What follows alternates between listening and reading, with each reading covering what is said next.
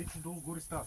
Ама и тук не става още. Дето ти казах, черно се сложа едното те, другото те. Нали, оно и черното, дето си ги докарал. И вече мотор мога да го крия, после да го дърпам. Как дойдеш нещо да правиш, дърпам го напред или пак назад. И вече можем да купим мотор понеделник. Тук мотора ще се събере.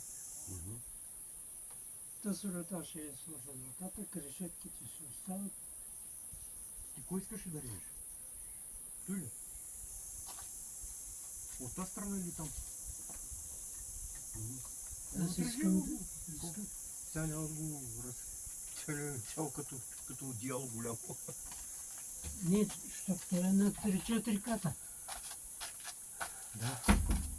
Аз като отрежа единия, там дето има дупки ще сложа другия и ще стигне чак до накрай. Като сложа ламарина и без той ще го режа.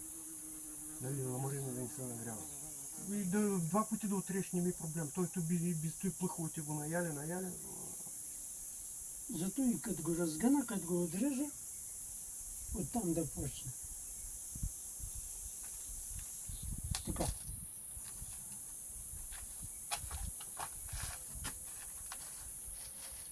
Отивам да пира аз. Още не съм изправил колко пира лъжат. Ама те спита не се изпират. Това грях, бе. Грях не се изпира така лесно. Не се шегуват, нали? Не. Къде ми леги на дъното? Сега може да чистим жени. Какво да чистим?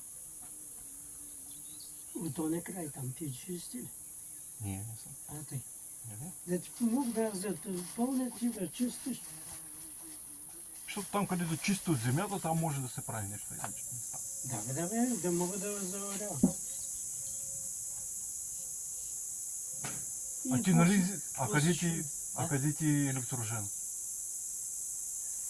Там работя при мен, дето. Аз искам само ето и плотно да отрежем, да го опъна, да ни вали. Що? Добре. Почвай. Сега да ти помогна да изчистим там. Да.